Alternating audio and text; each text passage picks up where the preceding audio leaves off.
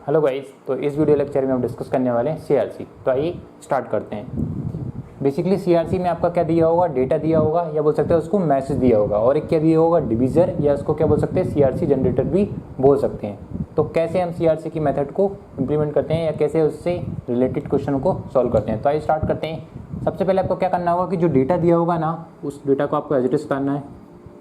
ठीक है, अब डेटा को उतारने के बाद फिर आपको क्या करना है, डिवीज़र को लिखना है। डिवीज़र को लिख लीजिए आप, क्या है 1 1 0 1। अब आपको क्या करना है, डिवीज़र को जब आपने यहाँ पे लिखा है और आपको ये फाइंड आउट करना है कि डिवीज़र में कितनी बिट है।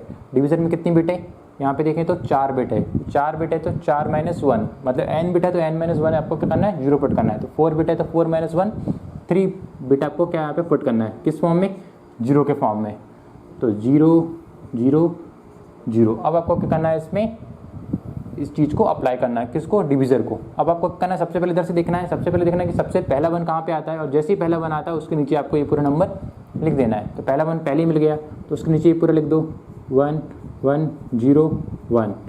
देन क्या अप्लाई कर दो आप, एक्सॉर गेट परफॉर्म कर दो। तो एक्सॉर क्या बोलता है, सेम बिट हो अगर, मतलब कि 0 0 हो 1 1 हो, तो एक्सॉर क्या आने वाला है, उसका 0 आने वाला है। और अगर डिफरेंट है, मतलब कि 0 और 1 है और 1 और 0 है, तो क्या आने वाला है, उसका 1 आने वाला है। तो देखते हैं 1 1 का एक्सॉर क्या होता है, 0 0 1 का एक्सॉर 1 0 0 का 0 1 1 का 0, और जो बचा हुआ नंबर है उसको एज इट इज उतार देना। क्या है हमारा 0 0 0 0 0। ठीक है, अब क्या करना है, दोबारा लेफ्ट टू राइट स्कैन करना है और देखना कि पहला वन कहाँ पे है। जैसे ही पहला वन या बोल सकते हैं लीडिंग वन आपको मिलेगा, वहाँ से आपको ये नंबर एज इट इज उतार देना। तो क्या है 1 1 0 1। ठीक है, फिर आपको क्या करना है, दोबारा सेम चीज़ एक्सॉर परफॉर्म करो। 1 1 का एक्सॉर 0 0 1 का एक्सॉर 1 0 0 का 0 0 1 का 1। क्या बचा, ये पूरा एज इट इज उतार देंगे 0 0 0 0।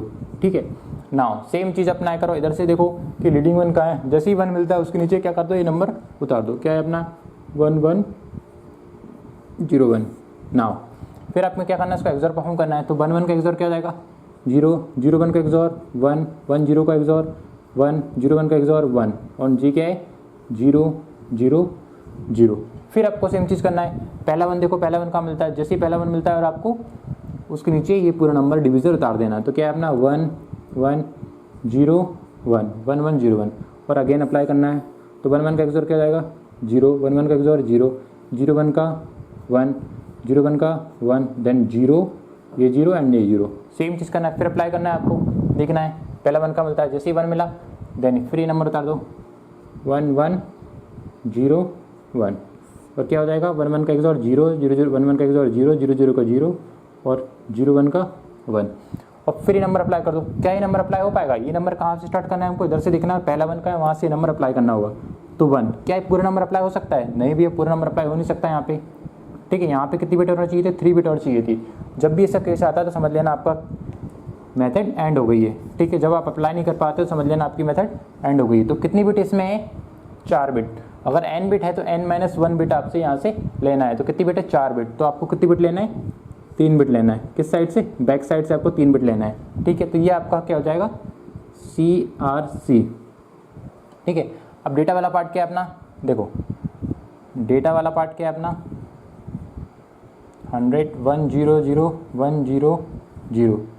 ठीक है, डेटा वाला पार्ट, एंड देन इधर क्या है अपना CRC। तो 0 0 1 क्या है अपना CRC। अब डेटा वाले पार्ट को जब हमने यहाँ पे सेंड किया, सेंडर ने सेंड किया, या हमारा सेंडर है, अब सेंडर क्या करेगा, उसको सेंड कर देगा। ठीक है, अब ये रिसीवर साइड पहुँचा, तो क्या पहुँचा, रिसीवर साइड। ठीक है, क्या पहुँचा 1 0 0 1 0 0 एंड 0 0 1।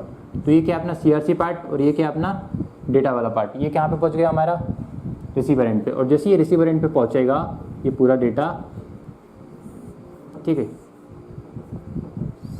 CRC ये होगा अपना डेटा, और अपना क्या होगा CRC। जब रिसीवर एंड पे पहुँचेगा तो रिसीवर इस बात का कैसे पता लगाए कि जो डेटा उसने भेजा है वो कहीं रास्ते में करप्ट तो नहीं हो गया, क्योंकि इट माइट पॉसिबल कि ड्यू टू एक्सटर्नल कोई प्रॉब्लम हो सकता है, कोई भी जब मीडियम के थ्रू डेटा जाता है तो इट माइट पॉसिबल कि वो डेटा करप्ट हो जाए, कोई बिट 0 से 1 हो जाए, 1 से 0 हो जाए। तो कैसे पता लगाएं कि जो डेटा आया है एक्चुअल में यही डेटा भेजा गया था, क्योंकि रिसीवर नहीं जाना चाहता, रिसीवर नहीं जानता कि सेंडर ने क्या भेजा था। अब रिसीवर को पता लगाना कि जो सेंडर भेजने जाता था वही हमारे पास आया या कुछ और कोई बिट बीच में करप्ट हो गई। तो कैसे पता लगाएगा? इस पूरे मैसेज को लेगा वो 100100001 और डिवीजर क्या था अपना, कॉमनली जो डिवीजर होता है उसी से हम दोबारा उसको अप्लाई करेंगे 1101। अब जो मेथड आपने अप्लाई की सेम चीज़ आपको यहाँ करना है, ठीक है। सेम चीज़ रिसीवर भी करेगा और एट द एंड में अगर उसकी सारी 0 आती है तो समझ लेना उसमें कोई एरर नहीं है मैसेज में, मतलब जो मैसेज भेजा था वही आया है। और अगर वो एटलीस्ट 1 बिट भी उसकी 1 होती है तो मतलब उसमें क्या होगा कि एरर आ गया, ठीक है। तो देखते हैं इस क्वेश्चन को कैसे सॉल्व करते हैं। देखो अब यहाँ पे सबसे पहले क्या कर रहे थे हम, सेंटर साइड जितनी बिट यहाँ पे डिवीजर में थी उससे n-1 0 पुट कर रहे थे, लेकिन रिसीवर साइड हम ऐसा नहीं करेंगे, उसमें n-1 0 पुट नहीं करेंगे। जो क्वेश्चन होगा वही आपका मेन क्वेश्चन होगा, ठीक है। तो पहला देखेंगे कहाँ है पहला 1, जैसे पहला 1 मिलेगा उसके नीचे नंबर लिख देंगे, क्या हो जाएगा 1101। देन क्या अप्लाई करेंगे इसमें एक्सॉर, 11 का एक्सॉर 0, 01 का एक्सॉर 1, 00 का 0, 11 का 0, ठीक है। 11 का एक्सॉर क्या हुआ हमारा 0, 01 का एक्सॉर क्या हुआ हमारा 1, 00 का एक्सॉर क्या हुआ 0, 11 का एक्सॉर क्या हुआ 0। देन रिमेनिंग बचे हुए नंबर को एज इट इज उतार देंगे, तो 0 0 0 0 1, ठीक है। फिर इधर से देखेंगे क्या है हमारा पहला 1 कहाँ है, यहाँ मिला, जैसे ही 1 मिलेगा ये पूरे नंबर को उतार देंगे 1101, ठीक है। 11 का एक्सॉर क्या हो जाएगा हमारा 0, 01 का एक्सॉर 1, 00 का 0, 01 का 1 और ये पूरा क्या बचा 0 0 0 1। फिर सेम चीज़ अप्लाई करेंगे, देखेंगे पहला 1 कहाँ मिलता है, पहला 1 जैसे ही मिलता है उसके नीचे नंबर उतार देंगे 1 1 0 1। देन अगेन 11 का एक्सॉर 0, 01 का एक्सॉर 1, 10 का एक्सॉर क्या हो जाएगा 1, 01 का एक्सॉर 1 और जी पूरा 0 0 1, ठीक है ना। फिर देखेंगे पहला 1 कहाँ पड़ता है, पहला 1 सेकंड नंबर पे, तो फिर ये नंबर हम एज इट इज उतार देंगे 1101, ठीक है 1101। तो क्या हो जाएगा इसका एक्सॉर परफॉर्म करेंगे तो 1 1 एंड ये बचा हुआ 0 1। फिर देखेंगे इसमें पहला 1 कहाँ मिल जाता है, ये मिलेगा, इसके नीचे क्या नंबर अप्लाई हो सकता है 1 1 0 1। एक्सॉर परफॉर्म करेंगे 0 0 0 0।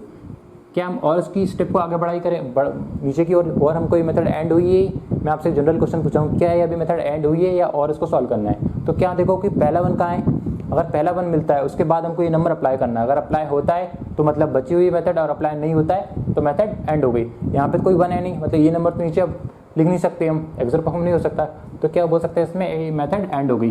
तो जितनी बिट इसमें है डिवीजर पार्ट में उससे n-1 बिट को हमको लेना है। तो कितनी बिट है इसमें 4 बिट है, तो 4-1 3 बिट लेना है, किससे बैक साइड से।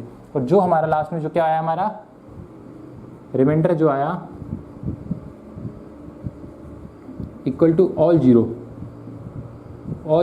रिमाइंडर अगर ऑल जीरोस आया तो इसका मतलब है कि जो डेटा भेजा था वही डेटा आया, मतलब कि नो एरर।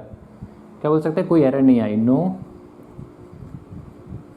एरर, ठीक है।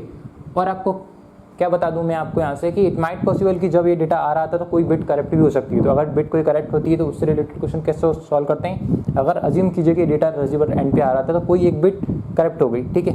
अब ये डेटा भेज रहा था, जब जैसे ही डेटा आया तो समझ लीजिए कि कोई बिट चेंज हो गई, ठीक है। ये वाली बिट थी वो चेंज हो गई, ये क्या हो गया 0 से 1 हो गई।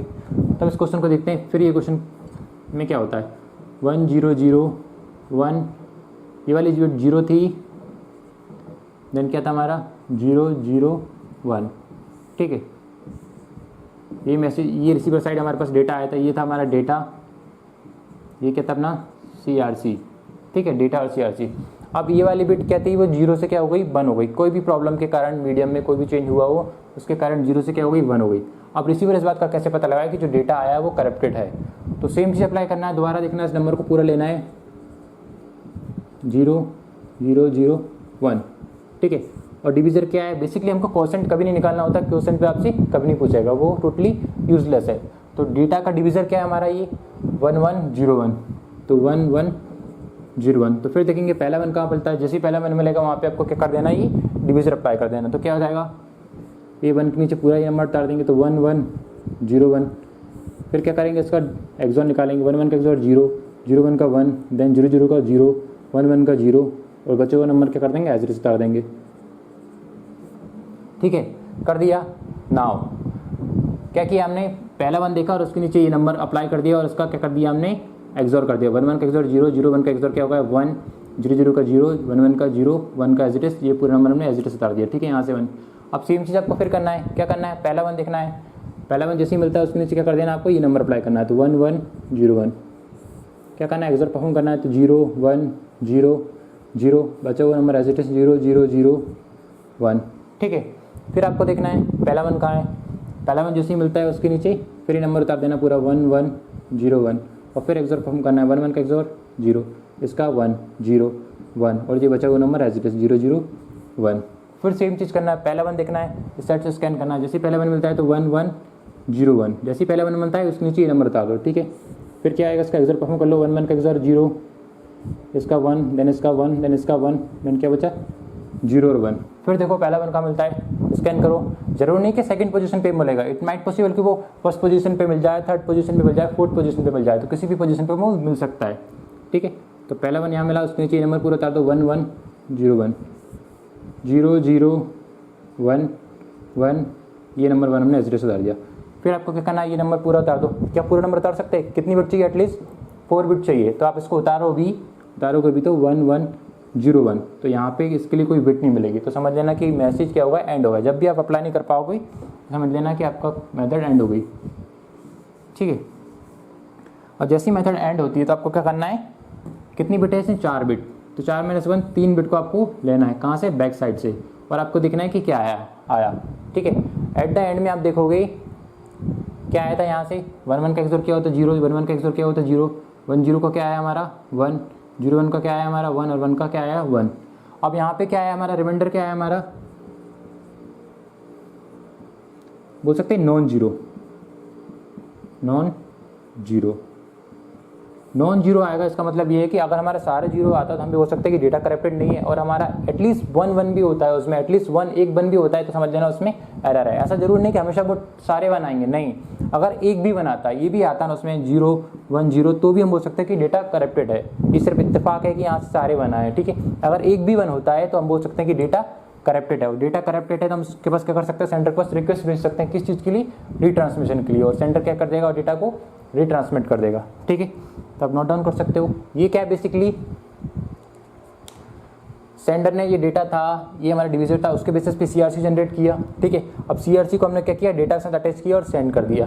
अब जो रिसीवर एंड पे डेटा के साथ जब सीआरसी पहुंचा तो रिसीवर क्या पहले चेक करेगा कि जो डेटा आया है वो करप्टेड है या करप्टेड फ्री है, क्योंकि अगर करप्टेड होगा तो क्या करेगा, वो डेटा को क्या कर देगा, डिस्कार्ड कर देगा और बोल देगा कि रिट्रांसमिट करो। और डेटा अगर एक्यूरेट फॉर्म में आया है तो क्या करेगा, डेटा को वो एक्सेप्ट कर लेगा। तो पहले वो देखेगा, अगर सारे जीरो आए मतलब कि रिमाइंडर क्या है, ऑल जीरोस, इसका मतलब कि कोई एरर नहीं हो, डेटा को क्या कर लेगा, वो एक्सेप्ट कर लेगा। ठीक है, इस डेटा को क्या कर लेगा, एक्सेप्ट कर लेगा, एक्सेप्टेड। और अगर कोई प्रॉब्लम होती है, कोई भी बिट चेंज हो सकती है, जरूरी नहीं कि डेटा वाली बिट ही 1 से 0 हो या 0 से 1 हो, सीआरसी वाली बिट भी हो सकती है, तो भी ये पता लगा सकता है। ठीक है, तो यहाँ पे हमने अप्लाई किया, एक बिट को चेंज करके देखा, अप्लाई किया तो अपना क्या आया, रिमाइंडर नॉन जीरो आया। और जैसे ही नॉन जीरो आएगा तो बोल सकते हैं कि हम क्या बोल सकते हैं, रीट्रांसमिशन के लिए बोल सकते हैं उससे, रीट्रांसमिशन। तो सेंटर क्या कर देगा, डेटा को रिट्रांसमिट कर देगा और सेम चीज़ वो अप्लाई करेगा। फिर ये चेक करेगा सारे जीरो आएगी तो एक्सेप्ट कर लेगा, और अगर एक भी 1 आए तो क्या कर देगा, डिस्कार्ड कर देगा। ठीक है,